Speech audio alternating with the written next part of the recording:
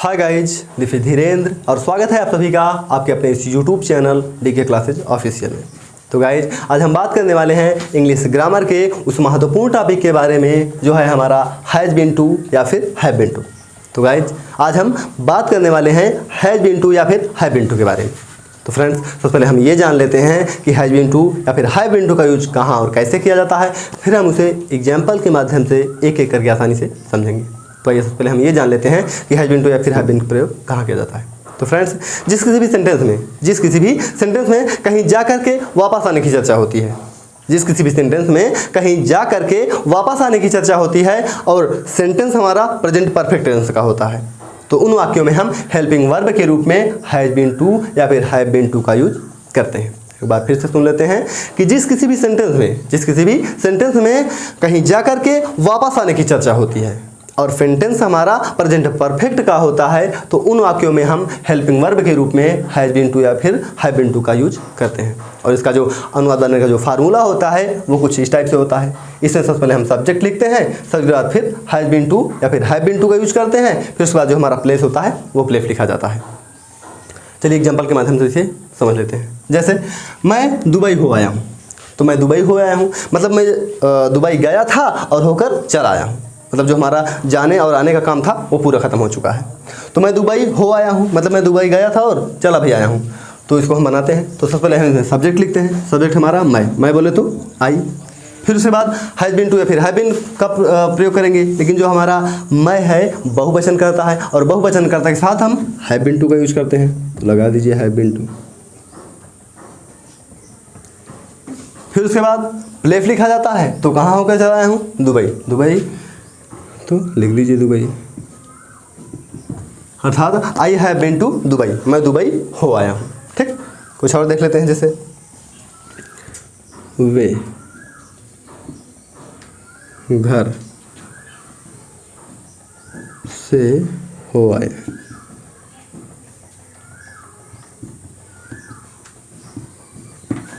वे घर से हो आए, वे घर से हो आए मतलब वे घर गए थे और होकर चले आए हैं, मतलब उनका जाने और आने का काम दोनों खत्म हो चुका है। और फिर टेंस की भी बात की जाए तो ये हमारा टेंस भी मतलब होकर चले आए हैं, तो मतलब हमारा आने और जाने का काम खत्म हो चुका है। जब खत्म हो चुका है काम हमारा, तो मतलब प्रेजेंट परफेक्ट टेंस है।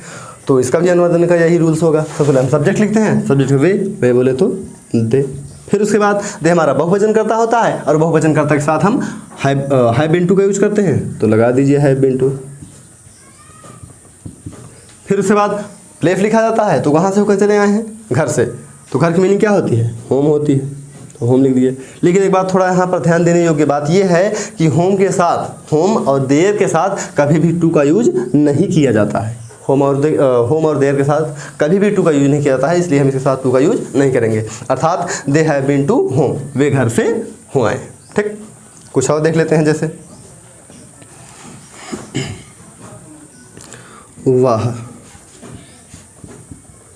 मंदिर से हो आई है,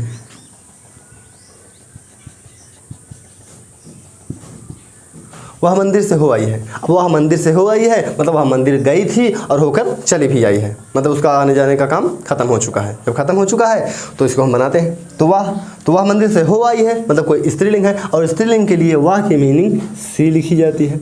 अब सी यहाँ पर हमारा एक वचन करता है, तो एक वचन करता के साथ हैज़ बीन टू का यूज करेंगे। तो लगा दीजिए हैज़ बीन टू। फिर उसके बाद प्लेस लिखा जाता है, तो प्लेस हमारा इसमें क्या है, मंदिर, और मंदिर की मीनिंग हम टेम्पल लिखते हैं। अर्थात सी हैज़ बीन टू टेम्पल, वह मंदिर से हो आई है। ठीक, तो ये हम कुछ इंट्रोगेटिव इसका देख लेते हैं।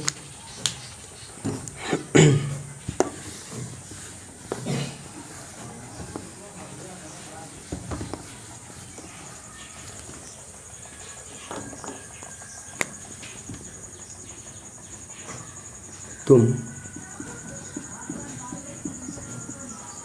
कितनी बार मुंबई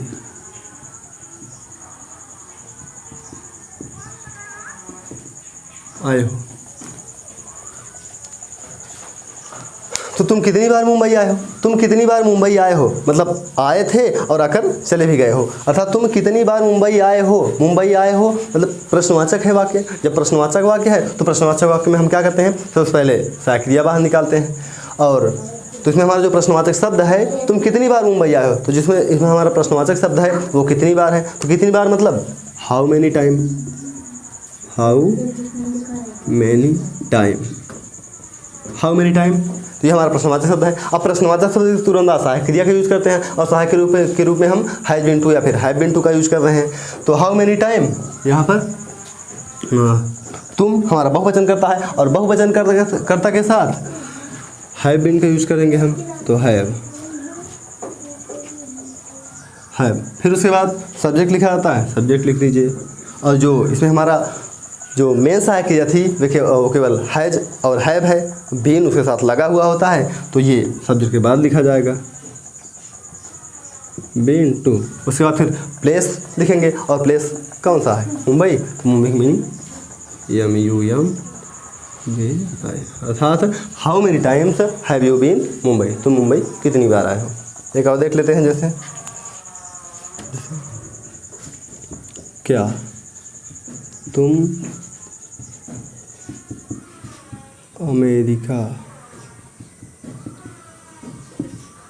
गए हो, क्या तुम अमेरिका गए हो, तो क्या तुम अमेरिका गए हो मतलब क्या तुम अमेरिका गए थे, मतलब गए थे और जाकर चले भी आए हो। कोई प्रश्न पूछ रहा है आपसे कि क्या तुम अमेरिका गए हो, क्या तुम अमेरिका गए हो, वाक्य हमारा पहले तरीके प्रश्नवाचक है और पहले तरीके प्रश्नवाचक में हम सहायक क्रिया बाहर निकालते हैं। तो इसमें भी सहायक क्रिया हम सब्जेक्ट के अनुसार यूज करेंगे। सब्जेक्ट हमारा यू बहुवचन करता है और बहुवचन कर्ता के साथ हम हैव बाहर निकालेंगे। फिर उसके बाद सब्जेक्ट लिखेंगे, सब्जेक्ट हमारा यू है, फिर बीन अपने स्थान पर ही रहेगा बीन टू। उसके बाद फिर प्लेस लिखा जाएगा। प्लेस हमारा क्या है, अमेरिका।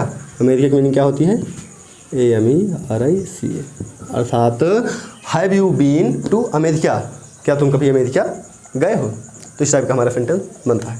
आई होप आप लोगों को ये वीडियो अच्छी तरीके से समझ में आ गया होगा। तो वीडियो देखने के लिए बहुत बहुत धन्यवाद। आगे की टाइप के हम अगले वीडियो में मिलते हैं।